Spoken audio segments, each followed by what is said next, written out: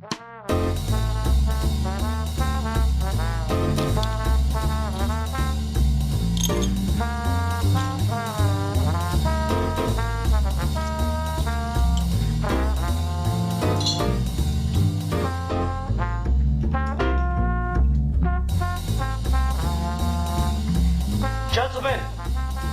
the time has come once again to discuss things.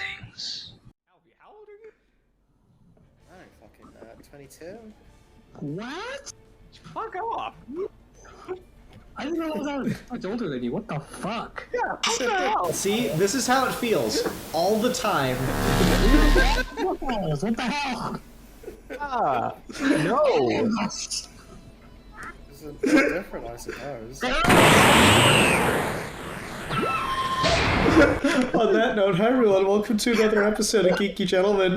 This is our Ghouly Gentleman Halloween special that's going to be covering true crime, and we're going to be starting this episode as we murder the shit out of this fucking child that is on this show.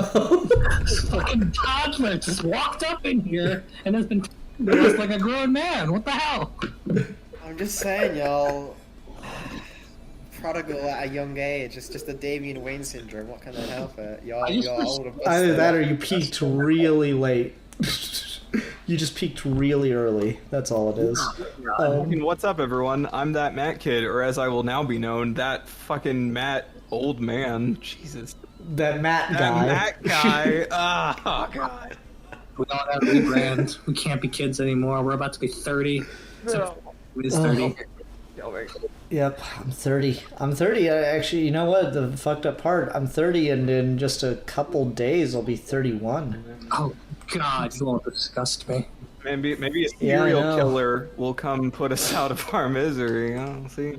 Yeah, for sure. Ugh.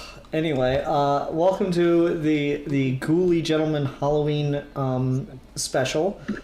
This was a topic chosen and stolen from me by Mr. Steve Baxey. So what are we talking about again, Steve? Okay. I have a preamble for this because this is not a Geeky Gentleman episode where we discuss a topic or a broad idea or a genre or some shit. No. That's not why I decided to pick this. This is not a meeting of the Geeky Gentlemen to discuss philosophy and arts and all of that shit. This is a meeting of the boys to understand what the fuck is going on with white women. Because I don't get it. And clearly this is the root of all of it. But all of us have been with multiple men and women in our lives. We've all had fulfilling relationships, and we understand the dating scene and the things and the quirks and the tastes and stuff. But somewhere along the line, something happened to white women, and they all became obsessed with true crime and serial killers at literally the exact same time. And me, as someone that seems to exclusively date fucked up white women, and I don't get it. And so I'm calling in my boys. I'm calling in my British colonizer boy. I'm calling in my father boy. I'm calling in my bi boy so that we can talk about what the fuck is going on with white women. Bitches be crazy, man. Am I right? I'm sorry. I love you, wife of many years. All right, boys. We need to figure this out. What the fuck is going on with true crime and serial killers, and what's with the obsession, and why specifically white women? Well, you see, Steve, it's in their fucking DNA to seek out dangerous scoundrels, and yeah, that's it. That's the reason why. This is gonna turn into an incel podcast real quick, man. Oh, fuck. I mean, I don't know. I think there's something to just that, like, that obsession of things. Like, okay, so you got like the like fangirling worship of the toxic male figures. Your Heath Ledger's Joker had this. Loki's had this. The big Kylo Ren had this. You know, like that like bad boy kind of thing. That vibe that just gets like obsessed. Fangirling over. And that's not anything new. And like to the wider point, if we attach this to the real world and the serial killers, Ramirez, the fucking Night Stalker serial killer Satanist from the 90s, he got married in prison. Charles Manson got love letters for decades. You know, like, it's just fucking people are crazy and obsessed with these killers and murderers and shit. And so the fact that like the entire white female race has become obsessed with true crime, I don't think is any surprise. I'm not sure if there's a correlation between those two things, but it definitely jumps out in my head. It's one of those things that I feel like I have seen a lot more of in the last 4 or 5 years than I ever have in my entire life. Because when you look at the new trending hot shit on Netflix, every other time it's a new true crime TV show or it's a new sort of fictional movie based on a serial killer. We've covered Ted Bundy like 3 times in 1 year in the last 2 or 3 years. We have comics coming out now that are fictionalized accounts of serial killers' childhoods that are then immediately turned into movies, like My Friend Dahmer. We have podcasts galore, which have always been big, but have gotten really specifically big for true crime and for serial killers. And it seems like, yes, people have always been obsessed with them. And there's a correlation between the sort of boom of serial killers in the 70s to the kind of like stagnant approaches and thriller films and stuff that have come out since then. David Fincher owes his whole career to different serial killers being revealed in the 90s. But it seems like right now, in this moment, we are more obsessed with serial killers than we ever have been in our entire human history. I mean, sure. I don't know. I remember, like, in the mid-2000s when I was in, like, high school and stuff, there was definitely a blip. I think you're right that it's more expanded now, but I remember a pretty big blip, or at least that's when I got kind of a dive into this thing of, like, looking into them and getting kind of, you know, down a rabbit hole. Because I remember fucking, like, I think it was on A&E, had, like, a show called Most Evil where this psychologist made a list of like numbered 1 to 27 and would review cases of serial killers and decide what level of psychopath they were on the scale. The higher the number, the more psychopathic. So like someone that was beaten and abused and like lashed out at their family for beating and abusing them would score relatively low, but like the fucking chick that woke up and just started taking pot shots at kids in a playground across the street from her, she scored like a 25 because when they called her, she's like, I did it because I hated Mondays, and hung up on the cops before she got arrested. So I remember that era and that period in like the 2007, 2008, or maybe 2006, 2007, where there was like a lot of material to easily access that did things like this. Kuklinski the Iceman had like a series of interviews come out around that time where he was wearing just the most 90s sweater in the world. Like that detail is seared into my brain. It's like he murdered Bill Cosby and took his sweater collection and molded them all into one. But like just I remember there was a blip back then, and I certainly tired of it relatively quickly and got out of it. But then I don't think it necessarily went away. It seems like it maybe only built steam, especially when like shows that are not true crime but are heavily inspired and are attempting to be more and more accurate in depicting crime, like Criminal Minds. Where it tried to give like a more serious, tonal, like in-depth look at the psychopathy and stuff like that. That has been on the air for like over a decade. I think it's still running, if I'm not mistaken. It's still going. But then you also have the other like onslaught of TV shows that try to do this. You've got Mindhunter, you've got that fictionalized version of the Unabomber, you've got just like every other week there is this new Netflix show that's a fictionalized account of some real true crime thing. or there's a new docu-series about some true crime thing that then gets turned into a Netflix show later. So, like, The Staircase comes out about a dude who gets accused of killing his wife that is now being turned into a movie based on the documentary, based on the serial killer. It is this infinite loop of things happening. You had a biography of Jeffrey Dahmer come out. You have a comic book based on that called My Friend Dahmer come out. My Friend Dahmer gets turned into a movie about the comic book, which is now getting turned into a Netflix feature starring Evan Peters as Jeffrey Dahmer. Like, the cycle has just exploded at some point, and I don't get it. Yeah, it's weird because it's like the late 80s and like the rise in serial killers and like fears of Satanism and stuff into the 90s is kind of what created the slasher genre of horror films. And so now you kind of look back on those slasher films and they're like, they feel kind of quaint and you don't actually feel afraid of people coming into your house to specifically murder you. But now, like, you know, you give it like another 10 years, and maybe not even that long, and you'll start having like the return of the slasher genre at this rate, since the serial killer proliferation is so well, I mean, look at so abundant, which opens with true crime podcasters interviewing Michael Myers. Like, that's not a thing that was done before that. This is so strange. I don't know. I'm just confused, and I want people to explain this to me.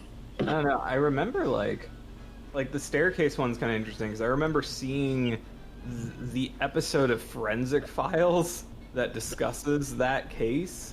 And like, when it comes to like true crime stuff, I've always kind of been into it from like a distance. Like I like my wife and I like to binge watch Forensic Files on occasion, and that was something that she grew up watching, and like. But I never really got into like the true crime like podcasts and stuff like that. Like, I think the most exposure I have to that whole segment of popular culture is that new like Only Murders in the Building show that's like just straight up about characters who do a true crime podcast. And so like I don't know, like my interest in it has only ever been in like occasionally watching a documentary about it. Like, I love slasher films, but I've never been all that interested in real life, you know, serial killers unless it's like some highly dramatized thing like the fucking Night Stalker showing up in American Horror Stories. So I'm not sure where the like fascination comes in, because really I don't have it, so I'm not really sure. If I was to hazard a guess, and I'll just caveat this immediately by saying, I don't know what the fuck we're talking about. So, like, this could be way off base. If so, correct me or something in the comments below. But this is, alright, guess, if I had to throw it out there. And I feel like the reality of it is, specifically when Steve's mentioning, like, women, and the white women, it's like American women, or British, like, in the Western world, that specific generation of women, I feel like the fascination with the macabre and serial killers specifically comes from, in that reality, you're always kind of surrounded by like danger, right? The threat of being alone in a car park at night. You're teaching your daughter to learn to hold keys between her fingers.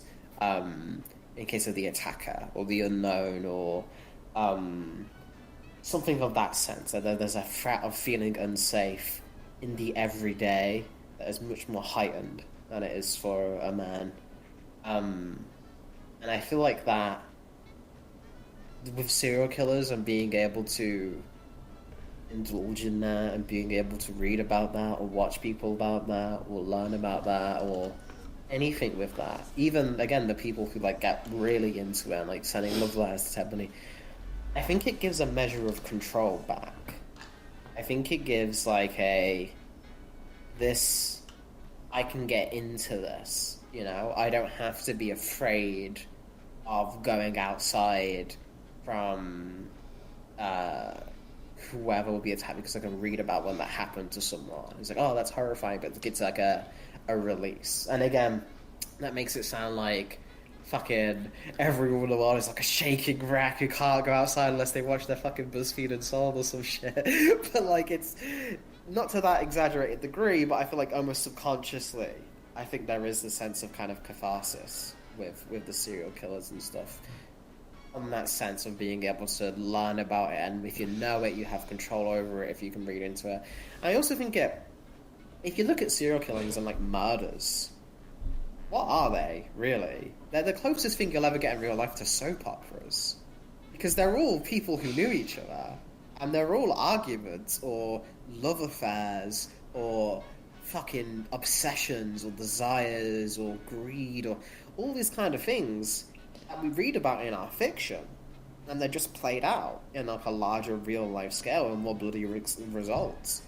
And I feel like, yeah, if people are into like gossip, this is the highest form of gossip there is when it escalates to a fucking murder. Like I really think that's also part of it. It's just like there's an inherent need, not even need necessarily, but just like enjoyment from like the tea, as it were, and murder is the scorching hot tea. I feel like the latter point about the fact that it's like a soap opera as opposed to the former point about the control back makes more sense to me, because the control back thing is very, very relative, and I see the argument, but I also sort of feel like that's been the case for women since the dawn of time, and that's not been the same kind of fascination has not plagued that specific gender since the dawn of time. Sure, we're more aware about it now, but I don't think that that's necessarily the controlling factor, because I feel like that's a factor in basically anything that we would talk about. Right.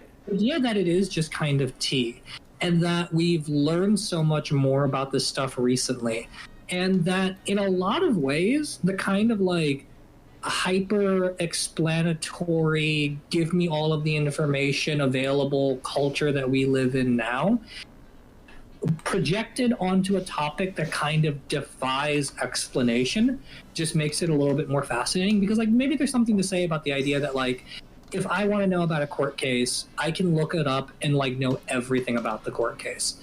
But if I want to know why Ted Bundy did what he did, I can like read every book there is on the dude and watch every movie that ever existed and still kind of not know. And that itch that you're trying to scratch just will never go away once you get into it, because like it's the Michael Myers thing, right? Where it's like it's scary because you don't know why the fuck it's happening. There's also an element of like the types of people who are going to be real life serial killers. In a lot of ways, they tend to, in one way or another, kind of be like very extreme personalities in a certain way. And I think that like in the same way that like a murder case is like the closest you get to like a real life soap opera, I think a serial killer is in a lot of ways the closest thing you get to like these super compelling real life supervillains and things like that. Like there is, in the same way that we have a fascination with villains and with evil characters in our media, I think a real life serial killer, especially one that you are very distanced from by time, like no one has to worry about the fucking, the Night Stalker's not gonna come fucking show up and get you. Like there's a way you can look back at that and see them almost as this fictional thing, and I think that's I might just be spinning my wheels, but I think that could also be part of it as well. I don't know. It's interesting because I think when I kind of got into it, it was legitimately just a fascination, because it is just that psychological extreme, and you kind of just it's like a train wreck. It's like you just can't look away from it, and the more information you have on it, the more fascinating it becomes, because it's just like, holy fucking shit. Like, some of the stories around Dahmer still just fucking blow me away. Like, literally, I'm curious to watch the movie now, because I want to know if they did the scene, if they did this moment, because it's like, it's almost fucking cinematic, right? Where he had a victim in his apartment. He was torturing and murdering the victim. Victim escapes the apartment, goes running in the streets looking for help, finds a police officer, is begging for help from the police officer, and Dahmer comes up, and because it's the 80s and gays are uncomfortable to be around, convinces the police officer they're just having a lover's quarrel. And the police help Dahmer get the guy back into his apartment. Like, that's the most cinematic shit in the world, right? Like, if you're making a fucking horror movie, like, if you put that in a horror movie, the audience wouldn't believe it, right? Like, it would just be too ridiculous. But it's a real thing that happened. And that's fucking crazy.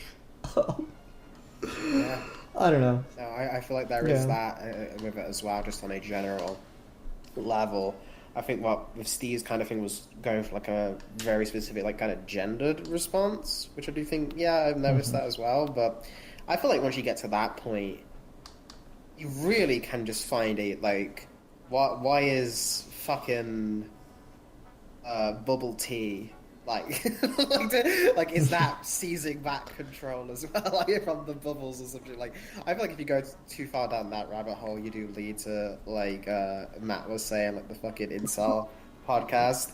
But the general thing that you're saying, Ian, I definitely think holds true, and I think it holds true more with a sergeant now, is because, right, you go to the 80s, and you fucking a serial killer is on the news, and that's like that's like talked about for years. That becomes like a famous individual.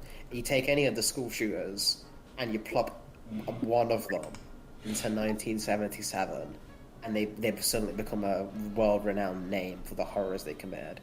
It's just, we have so much violence on such a constant basis in the kind of 2000s onward world that I think people are really looking for a way to top it.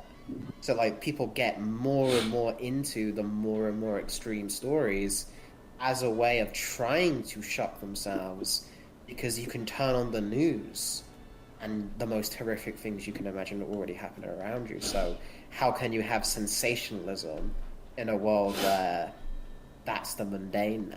What was once considered like horrific tragedies or like a monthly occurrence. Yeah, I mean, there's got to be some sort of correlation here between watching, like, the progression of violence in media getting to the point where you can mow down, literally commit genocide in video games on a regular basis and being completely numb to it, and then finding yourself very personally freaked out by just one dude killing one person, because that one's real. That actually happened, and that you were watching John Wick kill 400 dudes in a hotel room might be violent, but it's not that, because that is real. Mm-hmm. Steve, do you feel like there's a almost unreality quality to it though? Like, yes, you know it's real, but if you're hearing about it being told to you by like your favorite podcasters or your favorite YouTuber, or it's on Netflix, do you think that almost makes it fantasy?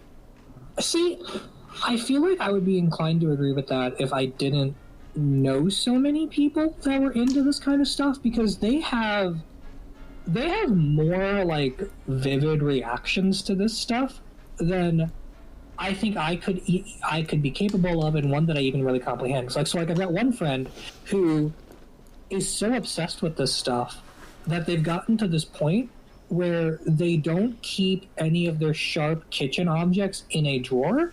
They actually hide them in the closet behind a trash can. So anytime they need to cut anything in the kitchen, they have to open the closet, move the trash can, and then get it, because they heard somewhere on a podcast and listened to a lot of true crime stuff about weapons of opportunity, and have decided to live their entire life under the assumption that they can minimize every weapon of opportunity in their place possible. Which is a very extreme response if you're taking it as any sort of fantasy or fiction.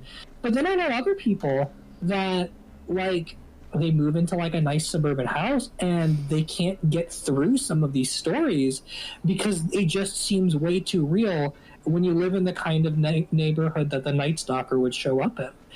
It's really strange because on a certain level I enjoy this stuff because it almost creates like this level of unreality. Like I like stuff like Mindhunter and Seven because there's this degree of like, no one could be like this. Like, surely there were, but no one could really be like this. And, like, creating fiction out of these real events sort of helps you digest it in a more real way. But I think, surprisingly, I'm in the minority on that because everyone I've talked to that's, like, really in this community is the exact opposite, and they treat it almost like a life guide. Yeah, I mean, like, I know for Carly and I, horror is almost like a very escapist thing. You know, watching slasher films, watching haunting films, watching whatever, it's not something that we ever really consider the reflections on real life, you know, unless the movie's doing thematic stuff or whatever. But just the horror environment and the horror tropes and all that stuff, that becomes really more escapist than anything in just this kind of macabre way. But then, I mean, I think there is something to the idea that people are fascinated with actual real life true crime as an almost way to feel more in control or feel more safe, but sort of like consuming 24-hour news media to make yourself feel safe. It's almost doing the opposite. It's like increasing those fears. Yeah, that's the thing that I'm kind of like wondering about is does it help cope or does it like make it worse? Because you know what I'm reminded of is Steve, when you came here and it was fall and like we're driving around my neighborhood and we went to the park and you're like, oh my god, this reminds me so much of Michael Myers. I'm terrified. And like that's like I laughed at it and I made fun of you for it, but like what you just described about the whole knife and weapons of opportunity things, like it's like making every moment of your life like that moment, right? Like just the obsessing of it.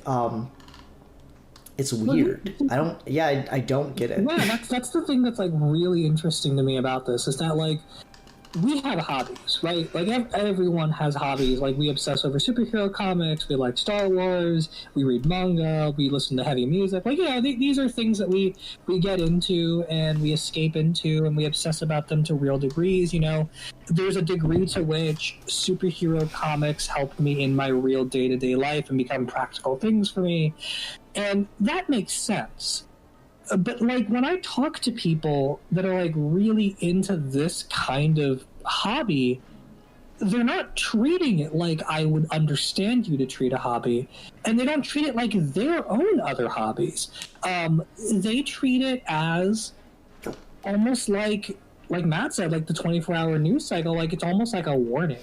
Like it's almost like the kind of the sort of quintessential response I get from people when I listen to them talk about true crime is not that, can you believe this person did this? It's, how can I have not known about this whole time? You know, like it's a revelation to them. And it seems really stressful, but it's consumed in a way that makes you think it's the opposite. And it's a strange thing that like maybe we as the geeky gentlemen can perhaps not understand on a certain level. But it's interesting because I've never particularly cared about it. My best friend loves this stuff, and I've just consumed all of my true crime stuff through her. And so like we talk about it on a regular basis. I watch this stuff on a regular basis, especially on my own now, which I didn't a couple of years ago. Like I will just put on an episode of Criminal Minds or Mindhunter or Forensic Files now that I never would have done if I didn't enjoy it with this person. And I still treat it as like a David Fincher-esque sort of just fictional thing. But like whenever we talk, it's always like, here are all of the things in your day-to-day life that you might be doing wrong that might lead to a serial killer. And my brain's just going like, wow, Ted Bundy's a really interesting character, isn't he? Yeah, I mean, I feel like because I didn't watch Forensic Files until Carly showed it to me. And Right. really, most of her favorite like documentaries to like binge watch are going to be documentaries about like serial killers or like unsolved mysteries or whatever. And like I think there is something to that control aspect, just because like sometimes I'll be talking with her and I'll say something and she'll say like, oh well, she'll say something from like a woman's perspective of how like a certain situation might be considered a lot more dangerous for a woman that I wouldn't realize, and I'll be like, oh, I guess I never would have thought of it like that. And it's not like some of your friends where it sounds like it's a big super huge hobby or anything for her, but like she does have that occasionally where she like is more aware of those things just because that's her lived experience. I think there is something to that. Well, a perfect example of this, right, is like I was telling my friend once about that Robert Pattinson story that went viral a couple years ago when he got cast as Batman, where someone shared how like he had a female stalker, and he like, essentially just took his stalker out to dinner and complained about his life so much that she just fucking left. And I was telling my friend this, and I was just laughing at how ridiculous it was.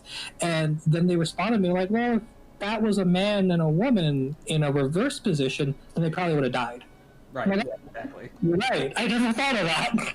Never. Yeah, exactly that. Yeah, those sorts of conversations happen every now and then where I'm just like, oh yeah, huh, and like, so I think there is something to that, but like, that gets into me trying to guess at the psychology of women, and that's not a realm I'm comfortable in. But I mean, oh, that's okay. I got this. All right. So first of all, as a man who has made a woman. Yes, exactly. So you understand. No, I mean you're right though. It's an uncomfortable level to guess at. It should have had the foresight to invite a woman that's into true crime onto this, but I didn't because I'm bad at my job. Because I got shit to do. But like, no, it is one of those things where the demographics of it seem to be almost not exclusively, seem to be predominantly female.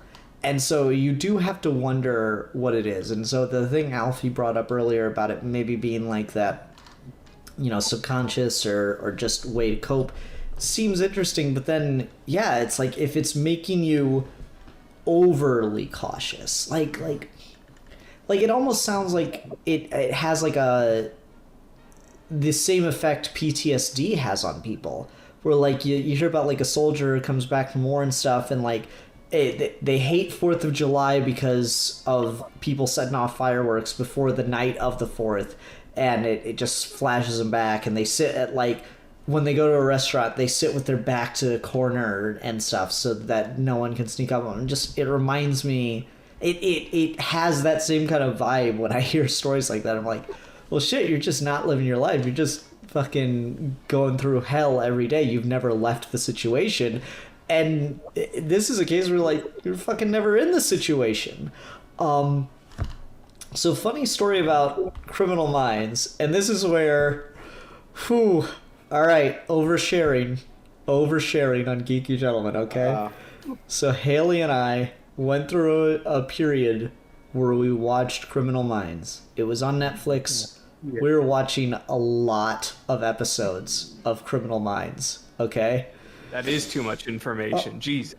No, I'm not. I've gotten there yet. This is like, you guys are going to giggle and laugh at me, and it's going to be like an embarrassing internet moment, and I might legitimately cut this out of the show, but I'm going to talk about it anyway. So, like, we were watching it, and I swear to fucking God, in every episode of Criminal Minds, they go through, like, a profile of what this killer was like, and on every single one of those profiles they'd say he's impotent and that's why he's striking out against women. And so I had to stop watching that show because when I'd be fucking, like, my dick would stop working because my mind would go to fucking Criminal Minds talking about, like, oh, well, if you're impotent at any point in history, you're going to be a serial killer now. And I'm like, fuck! There's something real to that, though. Yeah. Like, you watch enough of this stuff, and, like, I've gotten to this point where I feel like I've seen enough of this stuff, where, like, things that would just be, like, sort of this, like, base normal sexual experiences, you're suddenly just like second guessing yourself real hard and kill the moment. I have been there. I know what you mean. Yeah. Yeah, it's a real thing. Oh no, like that one, like fucking, oh, so awkward. No, but It's like there was a what? girl in college, but like we had a very similar thing where like all we would do together would be like watching Bones, and at a certain point, I'm just like, we cannot do anything. All I can imagine you as is a corpse. This is very weird, and I don't like it. It's like that scene in Men in Black where she's like attracted to the cold lips. It's very strange. Oh no. So good. Yeah, I mean there's something about the like. You're absolutely right. There's like this fascination with like serial killers who are like mad at women, and that's where that like whole fucking like incel ass energy comes from. And that, I mean, that also plays into the fact that like a lot of victims tend to be women, and like that's a big source of anxiety. Like women, it's a big source of anxiety of like people attacking them, and then men, it's a big source of fucking bullshit and made up anxiety that women won't fuck them. And it's like, and so like I there is something to that, because that comes up a lot in serial killer, I was about to say lore, in serial killer stories, both real and fictional. I mean, yeah, I mean, like there's this undeniable link between fucking and horror that that persists. I mean, how many fucking murders are crimes of passion and spousal murders? I mean, it's yeah. Yeah, no, like the just constant like female victimhood and stuff, and like Criminal Minds was a show that just got so fucking ludicrous. I think my favorite thing about Criminal Minds is like it almost had like a, this is going to be such an absurd sentence, so I want to say it all as one complete thing. My favorite thing about Criminal Minds is it had a Batman 66 quality, in that they'd have a special guest star and they'd be the most evil serial killer. It's a lot like Murder, She Wrote, where if it's the guest star, they did it. Yeah, like fucking James Vanderbeek is like the villain of a two-parter where he kidnaps one of the team, and fucking Tim Curry is like the season finale killer and shit. It's just fucking constant, and it was so ridiculous. So yeah, no, but every episode of that, it was funny because like Criminal Minds, the first 2 seasons, there's an actor, and I can't remember his name. It's like Manny something. And he's for all intents and purposes, he is the main character of the series. Like, it's an ensemble cast, but like we're introduced to him first. He's like the brains of the team. He is the central character, if not the main character. And after the second season, he leaves, and they do like a whole story about why he's leaving. He gets like a farewell episode and stuff. And you kind of sit there and wonder, okay, why'd he leave? And you read interviews with the actor, and he's like, yeah, I really should have realized what I was signing up for when the first episode had a woman literally in a cage, but I just couldn't live in that world and, you know, act through those scenes without it starting to drastically affect my day-to-day life. Yeah. And I was like, man, yeah, and you think about it, that show's been on for over a decade. And these people, like, I just assume that everyone on Criminal Minds is just a like actual psychopath that does serial murders now, and that's why they're able to so easily cope with the fake serial murders they're witnessing on screen. I feel like there's also like this interesting divide between the fictionalized stuff and the real stuff, where you would assume where one crowd gets into one, they would get into the other, and they absolutely don't, which is really strange to me. So, like, we could watch Mindhunter, which is all based on actual serial killer interviews and stuff. It is actually based on a book by a guy who worked for the FBI and everything. But then I'm like, hey, we should watch Hannibal. And they're, like, bored shitless, because Hannibal is nothing like what an actual serial killer would be. And, like, that, in my brain, I do not see these two things as distinct, you know? Like, I watched some fictionalized account of a killer on Mindhunter, or Hannibal isn't authentic. yeah, and, like, like, that personality seems the same as Hannibal to me. But then like they will point out to me like all of the things that are not accurate about this, and then go back to the true crime stuff, and it's really strange because like I don't. It's not a thing that seems like it should make sense, right? Like if you like Mindhunter, I feel like you should like Dexter or Hannibal or any horde of shows where like serial killers are the main characters. But generally speaking, they don't. And they don't have the same audience. The horny audience for Hannibal that wants to ship the two main characters, which is a great casting, by the way, I love it, is not the same audience that is watching The Staircase. But it feels like it should be. Yeah, and that's funny because I actually got more into like the fictional serial killers, like your Hannibals, your Patrick Batemans and stuff. Yeah. Like I got really into the Hannibal franchise for a while. I actually read the books and everything. Side note, the Hannibal book is a lot better than the Hannibal movie for a much darker ending. Just so you know. But yeah, like that stuff's actually interesting because it's, you know, it's like exploring these people as characters and drama and like really getting into what's fascinating about them. Whereas like the true crime stuff, just like it just seems like so detached and like there's so about it that just feels like this is very lifeless and this is very soul-sucking and I don't get entertainment out of this unless I'm like pairing it with something else. Mm-hmm. Yeah, that's my thing. Is like I remember reading like I got interested in the Iceman because he was like a mob killer and he did killing on his own time, and he gave like in his interviews he gave like hitman tips. So like if you put cyanide in a drink and you act like you're drunk at a bar and you just spill your drink onto someone and it seeps into their clothes and touches their skin, they'll die like a day later.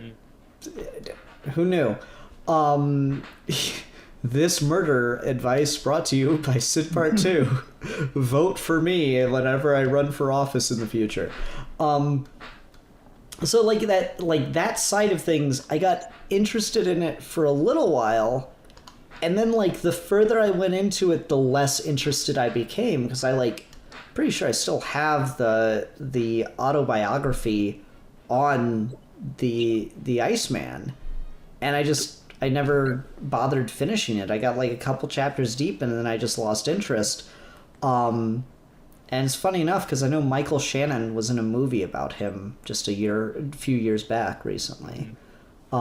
So it's, I don't know, it's weird because I'm actually kind of somewhat interested in the movie, but am I going to sit there the whole time and go, well, this isn't accurate? Maybe that's what it is, Steve, is like that, oh, well, this just isn't realistic thing is like that comic book or like that novel fan that goes to see their favorite novel adapted into a film, and then the only thing they can say is like, oh, it was nothing like the book, or the book was better. Like, it's just that.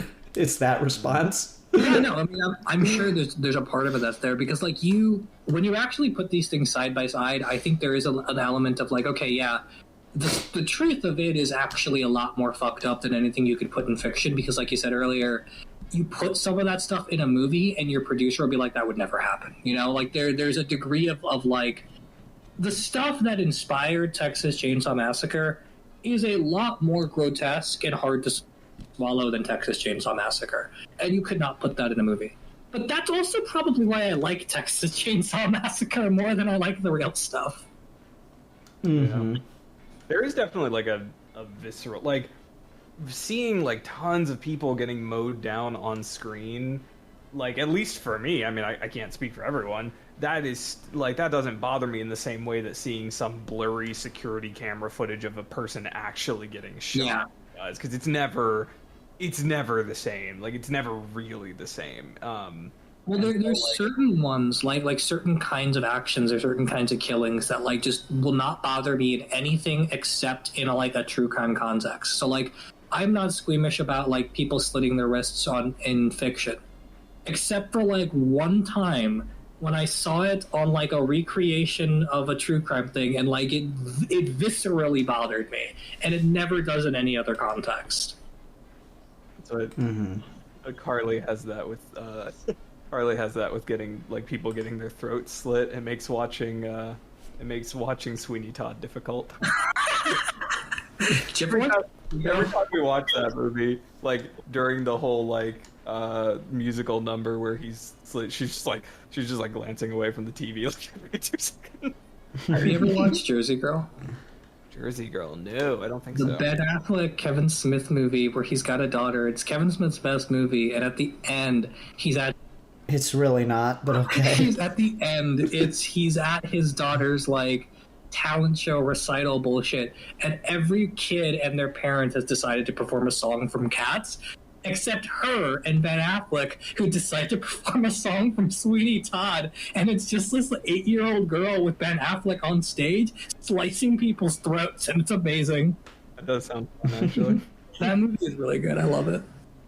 But yeah, I mean, I don't know. I like documentaries about serial killers. It's very rare that I'll watch like a fictionalized story of a real serial killer. Like I watched the Ted Bundy one, but not because I cared about it, but because I wanted to see Zac Efron play Ted Bundy. And like I'm gonna watch the Jeffrey Dahmer one, not because I really care about seeing a fictionalized Jeffrey Dahmer, but because I'm a simp for Evan Peters. So like, this is true. I mean, the Zac Efron Bundy one is interesting because that movie came out, and the same week Netflix released the Ted Bundy tapes, where it's just like interviews with him and his victims and stuff from their perspective. And we watched the Zac Efron one, and it was all right. It was fine. It was okay. And then later, a couple days afterwards, we binged the Ted Bundy tapes, and like that viscerally fucked me up for a couple of weeks. Mm-hmm. I guess the other thing is It's just all fucking weird. Yeah, the other big thing is just like I don't know how people do it on a binge, you know? Like I read enough Tom King comics in a day and I'm gonna fucking want to kill myself, but like at this point, what's the limit? You just fucking watch like 3 hours of true crime. You also want to go to bed at like 8. I feel like, I don't know, I feel like, because I kind of have this, so I assume other people will have this as well. I don't really get tired from like stuff like that, you know? Like I can get bored, but I don't think there's like a limit of like serial killer things or that would just bum me out for the day or something. I could just read that and then just go play fucking Sonic 3 and Knuckles or something. I just like nothing's happening. Maybe I'm just a psychopath. Maybe that's just it. But Definitely, 100% confirmed. there's just other. That's why it's like really, it's either become a serial killer or a film director. Or what if really, when you get right down to it, yeah. That's my outlet. Is I'll just go fucking edit DVDC and want to kill that instead. So I feel, but yeah, I don't know, man. I feel like there's, especially because I feel like the one that I got introduced to that I like the most is BuzzFeed Unsolved. Yeah. That's a comedy series. It's the two guys talking about true crime, but it's funny because they're like fucking goofsters while they're talking about it. And it's serious subject matter, but there are moments in it where you just have to laugh at like how inept the police were, and you're like, what the fuck, how? And they laugh with it, and it's stuff, and it makes it. I think that is an example for people where it doesn't become scary or even just like as a thing of like making people paranoid. It just becomes interesting because it's delivered in a way that's entertaining, while also, because you're coming it for the personalities of the hosts, while also being subject matter that is a little bit above the norm and you don't normally interact with, and it's very layered and dealing with death and murders and how people did it and stuff. I think it's just interesting for people to delve into on a base level, in the same way like a well-written book is interesting because it takes you to a lot of places. And I feel like a good murder can take you to quite a couple of places. It normally has some interesting characters in it. So I feel like on that basic level, it is when you present it in the right way. Because I feel like a lot of true crime shows, like you said, are just dry and just boring to watch. Is they're like, this week on murders in the butthole. Murders in the The butthole. serial killer from hell. And there's like a black blurry face. It's like, yeah, you know, I was so terrified and I didn't think I was gonna make it. And it's just like 50 adverts and shit. And I'm just like, put me to fucking sleep. Shoot me, in fact. End my existence. So when they're delivered in that form, I think just no. But I feel like there's some good podcasts or books or articles or YouTube stuff. Or even like Netflix stuff. Where I feel like people get it delivered. It's the same information. It's just how you tell it. And in terms of like campfire stories at that point, you know, like I think that there's an inherent value to that on an entertainment fandom. They can make you analyze yourself, because I think a lot of people, and you guys let me know if you do this, but I think a lot of people hear these stories and I'm like, okay, what would I do if I was in this situation? Not be in that What situation. if you were, though? Yeah, but I wouldn't though. Like I don't know, man. Anytime I hear about this shit, this goes back to me and my friend Andrew watching horror movies all the time and just being like, no, you should not be in this situation. It's just, you shouldn't be there. Like, why are you doing this? And that's kind of my thing, is like, oh yeah, let's go out to the woods and party, or let's go to this abandoned house and have a fucking rage or bro. I'm like, no. It's not your fucking property. Don't go there.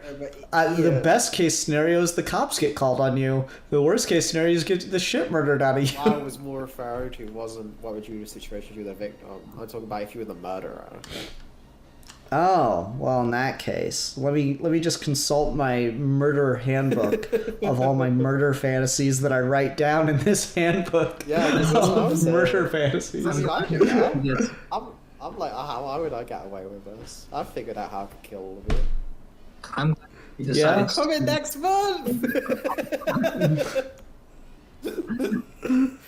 That's what happens when you no. watch enough like Forensic Files and stuff like that. And then Carly will be like, no, if I was going to kill you, I would never do it like that, because then they'll use the mitochondrial DNA test to figure out. And I'm just like, oh, good, thank you, sweetheart. That's true. It's true. I've had many a conversation where someone was just like, no, actually, this is how I would kill you. I'm like, oh, that's lovely. Yeah, but Steve, that's Thanks. just like your exes in general.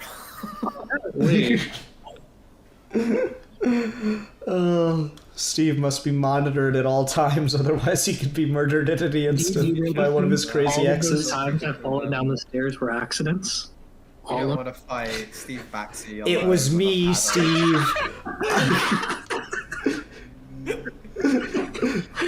Fucking reverse Flash girlfriend situation there. Ah, man, you know what? Fucking reboot the reverse Flash. Make him a crazy ex-girlfriend. Instantly better character. the stories assumed he was. He was some dude from the future who thought he was dating Barry Allen, but just stared at a poster. I mean, no, let's go all the way with it. Just reverse Flash, 100% crazy Let's do ex-girlfriend. it. Barry Allen and reverse Flash, deep romantic relationship. At least reverse Flash thought so. Barry was just looking for some, side action, looking for like a future handy, and then just fucking dipped on her. And then bam, fucking reverse Flash, best motivation ever.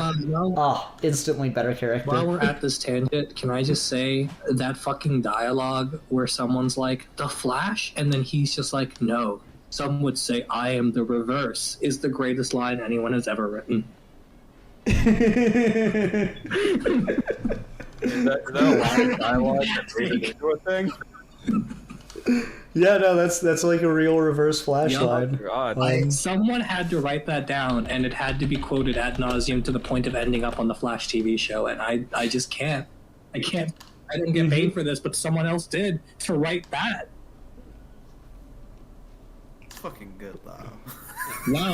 No, it's not. Yeah, Steve, tell me if you were writing a script. Okay. We were Okay. writing away. Look, And you were like, In any situation where someone compares me to something, I'm not going to say reverse. I'm going to say opposite. And he isn't the opposite Flash. Yeah, but you had the pun, Steve. No. This would be so No. fucking good. If he just No. walked in and said, no, I'm the reverse, I'd be like, yeah! If that ends up in the fucking Flash movie, I'm just going to leave. I'm gonna clap. I'm gonna post some Martin Scorsese gifs. I'm gonna weep. It doesn't even say cinema, it just says reverse. Yeah, it just says reverse. You know, picture Here we go. Here we go. Here's the exact. I'm not the Flash. I'm not like the Flash at all. Some would say I'm the reverse. Oh my god, I fucking love it. I love it so much. I hate it. Fucking like, I live for like early to mid 2000s superhero movies where they find a way to shoehorn in like the villain or superhero name. Oh, because they don't want to actually say the name, so like you get like the fucking 2008. Oh, there's like this incredible Hulk thing. I love it. I live for that shit. I hate that shit with the burning passion. It's like the worst thing. I'm just like, just fucking own it, you goddamn cowards. Okay. Yeah. Well, while we're at here, does anyone here have like a specific fictional serial killer that they like legitimately enjoy or like reading about? Because I really do like Hannibal Lecter. Hannibal Lecter is fascinating to me. I like the books. I like the TV show. Two of the movies? Question mark. Hannibal Rising? Yes, no, maybe so. I don't hate Hannibal Rising. I was gonna say I like Red Dragon, okay, and I like Silence of the Lambs a lot. There's things I like about the Hannibal movie. I really wish they kept the ending. Yeah, I'm kind of with you though. I really like Hannibal. I think that's just fucking great character, honestly. But to get off of Hannibal and just assert my dominance as picking something different, Patrick Bateman. Patrick Bateman's fucking fantastic and legitimately hilarious. Christian Bale. So there's that. I like. See, like, Steve and I have talked about this before. I really like American Horror Story like a lot. And I really like fucking Wes Bentley's character in Hotel, who is just like, his name is John Lowe, and he's murdering people based off of like the Ten Commandments. He's the Ten Commandments killer, and I'm just like, you guys are just doing 7. Like, that's it. You're just doing 7. Goddamn, Wes Bentley and American Horror Story Hotel. Now that's that's hot. That's hot right there. That's a dick I'd suck. I'm not gonna lie to you. So that's probably my answer. Is a gorgeous man and a good actor, and I am so bummed that he is not a bigger movie star. Wes Bentley, yeah, he's great. Wes Bentley fucking rules. He was my for Batman before they cast Ben Affleck. He would have been so good. He was on the short list. But yeah, like, that's a show where like every season has a character who is a serial killer, basically. I love most of them. So I like Hannibal. I like Silence of the Lambs. I know, like, or Silence of the Lamb, whatever. Like, I never watched that. No, it's Lambs. Is it? Fuck. I never watched Dexter, but I know that was like a big deal for people. Dexter's good for about 2.5 seasons. Because that was like a show about, I mean, unless I'm totally off the mark, that was like a show about a serial killer, where he was the main character. And I think like that show is huge in popular culture. And that kind of preceded the big serial killer boom that we're in right now. And I mean, I think it sort of was right on the tip of it starting, because I remember Dexter being really big in high school and kind of petering off when I went to college, and that's when the serial killer thing became like a noticeable craze. So it was either like right on the cusp of it and missed the mark, or it was the very beginnings, depending on how you look at it. And then, like, how many fucking things have adapted or used wow, I'm blanking on his name. The British guy who stabbed the prostitutes. Jack the Ripper. Oh, Jack the Ripper. Jesus, how did I forget that? Yeah, like how many things have used Jack the Ripper as almost this like, including Star Trek, this like, where Jack the Ripper was a space ghost. There's an episode Is he the most who's famous? just like a dude who checks out in hell. It's fucking fantastic. Is he the most famous serial killer from Britain? Alfie? Oh, I Probably. am. After me, yeah. Okay. Alfie, who's your favorite fictional serial killer? Bonus points if they're British. Dracula. Glad Dracula is as not it were. British. I'm just fucking with you. For me, I think that man, it's hard to be. By the time we arrive at the apartment, I'm on the verge of tears, thinking they don't have a table. Then I see that they do. An awesome wave washes over me. it's fucking peak fiction, right? That's why I think Patrick. I like to have my serial killers have a bit of class to them.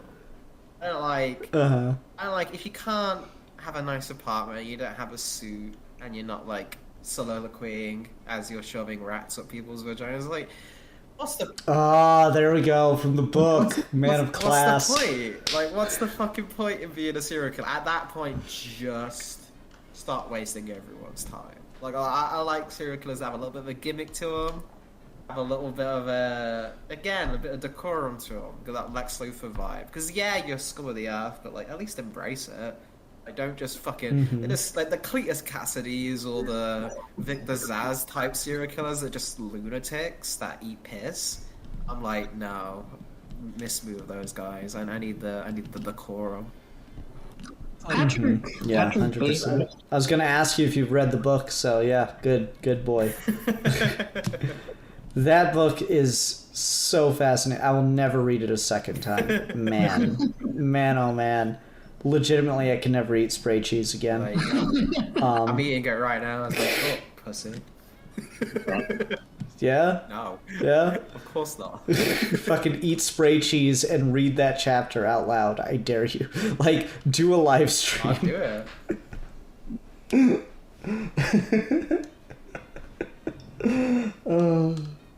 Alright. Are we good? Are we done? Are we over with? We over this bullshit? What fictional serial killers I would fuck, so yeah, I'm out of steam.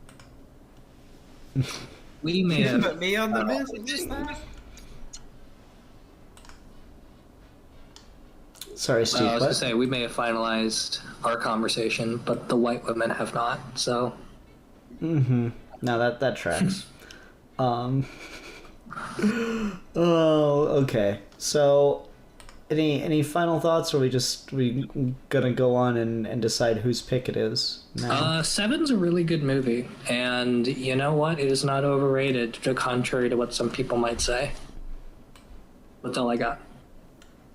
Same with Zodiac. Cool. Zodiac fucking rules. I just rewatched that last week. That movie is so good. Yeah. You're good at watching movies. No, you like Actually, no, that's a fucking lie. I've been in a room with you when you watch a movie, and it's Wait, infuriating. why? Because you're on your phone the whole time. That's because you're I watching hate it. fucking Troy. That's why. Yeah, but still, you did it with other stuff too. It's infuriating. I hate Oh, it. dang. I wanted to like leap over the couch and strangle the shit out of you, but then I realized that'd be too obvious, so I had to pick a longer game. All right. Well, next time we hang out, like you'll see my movie watching has changed, but also because my movie taste has changed, and you're gonna be bored out of your mind when I make you watch Killing of a Sacred Deer. And we're also Oh, God. gonna let you touch the remote to adjust the fucking volume. I'm supposed to watch it. You gotta sit down and behave. Steve watches movies wrong. Confirmed. Okay. All right. So Steve kind of double dipped that bastard. I did. I'm so sorry. So no Steve pick.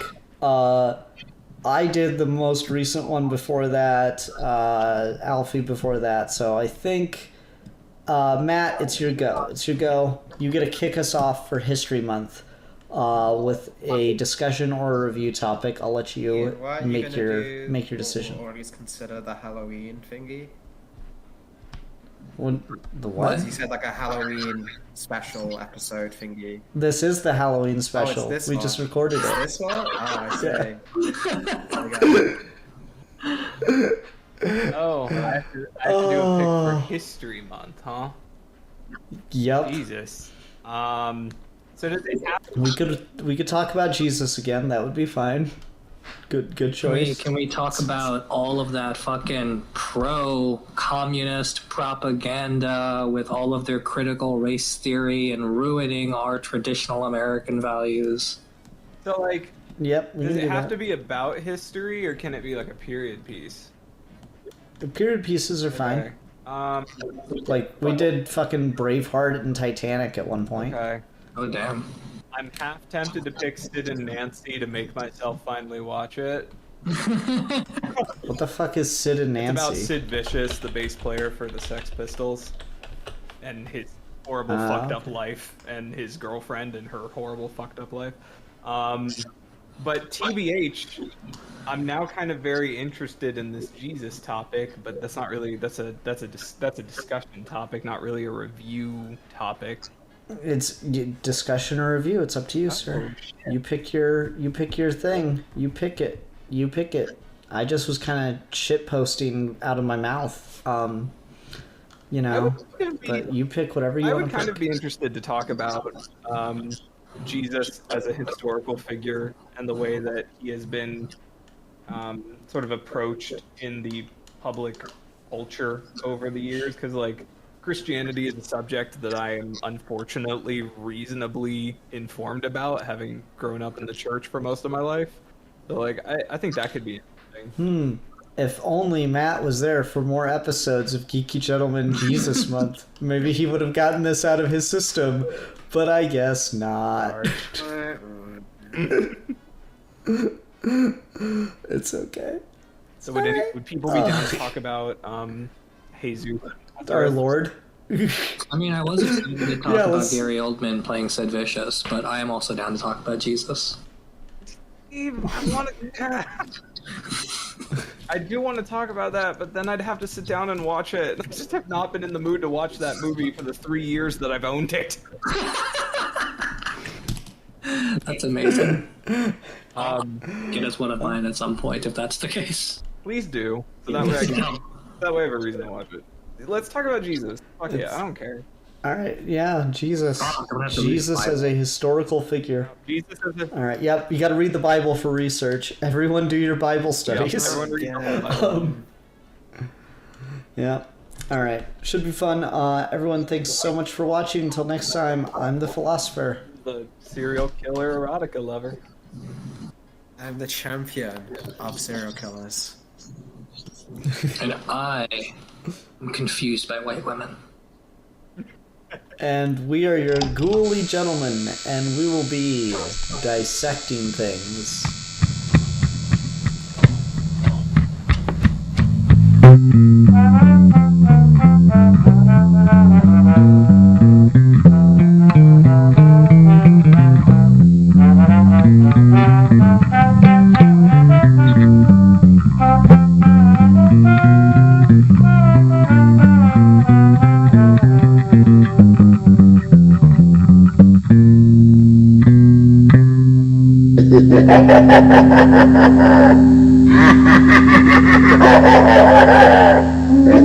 Ha ha ha ha ha!